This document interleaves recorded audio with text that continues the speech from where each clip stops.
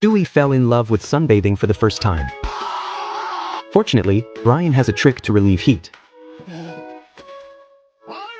This story began when Peter took Stewie to play golf. The temperature inside the golf course reached as high as 100 degrees Fahrenheit. Under the intense sun, Stewie, who originally had fair skin, got tanned. When Mom saw this, she felt very distressed. She blamed Peter for not understanding how much harm the sun could do to a baby. At this time, Stewie hadn't noticed the change in his skin color yet. When he walked in front of the mirror and took a look, he actually thought that the black skin was quite sexy.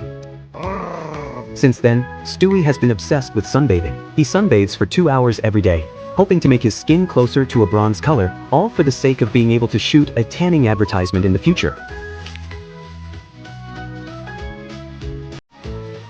After sunbathing, Stewie was eager to show off his male charm, and even deliberately drew a small mustache with an exotic style. But Mom didn't understand him and directly used saliva to wipe off the mustache for Stewie. This behavior was as disgusting as someone constantly spitting while eating. Involved in Planned Parenthood, which provide possibilities to people who are underprivileged. Gradually, ordinary sunbathing couldn't satisfy Stewie anymore. He invented a tanning machine and asked Brian to call him out in 15 minutes. However, Brian slept for 6 hours before remembering this matter. When Stewie came out of the tanning machine, he was almost roasted. With every step he took, he could feel a strong burning sensation on his body. Stewie was extremely uncomfortable and quickly asked Brian to apply sunscreen to him. After the heat dissipated, Stewie started to peel. He was glad that the tanning hadn't caused serious damage to his body. However, the observant Brian noticed that there was an extra black dot on Stewie's belly. After being examined by the doctor, it was initially judged to be a mole, but it was still uncertain whether it was benign or malignant. After hearing this, Stewie was very scared and made a bucket list, hoping that Brian could accompany him to complete it during this period. First, they went to the Art Institute of Chicago, and Stewie experienced the unique charm of art. After that, the two danced ballroom dancing together.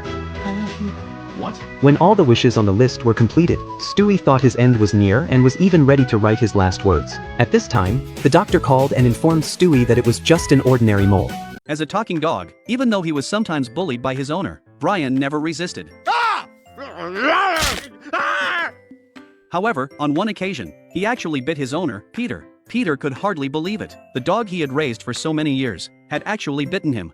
Wow, where did that come from? God, that was so intense. From then on, Peter had a lingering shadow in his heart. Every time he saw Brian, the scar on his arm would ache faintly. At the same time, Brian's behavior became bolder and bolder.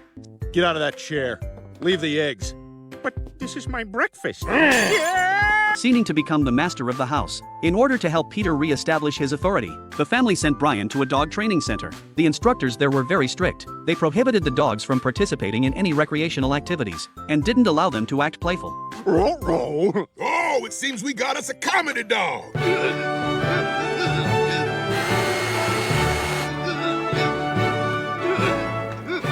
After strict training, Brian completely curbed his previous arrogance. Now he would ask Peter for permission before entering the door, and his words became polite and friendly. Sir, if it takes the rest of my life, I will repay you. Lois was very curious. What method exactly had made Brian change so much? This dog not only learned to tie a tie for his owner, but also became Peter's personal assistant. For example, when Peter had a gathering and drank with his friends, Brian would drive him home. This novel experience made Peter extremely excited. He even invited Brian to urinate on Meg's bed together. Pee in her bed? I could never do that. But the experience at the dog training center made Brian overly respectful to humans. He no longer dared to urinate in the house casually. This made Peter feel a distance between him and Brian. Their relationship was no longer like that of friends, more like a superior and a subordinate. Later, Peter felt a guilty conscience. He told Lois that he missed his former intimate good friend Brian more. At Lois's suggestion, Peter secretly came to Brian, who was sleeping soundly, and bullied him in an affectionate way again. Ah, damn it! What the hell, Peter? Oh my God! Peter felt guilty for this. He realized that trying to change Brian was a mistake. In fact, it was his own fault for being bitten. In his heart, Brian had always been the best dog, and also his best friend.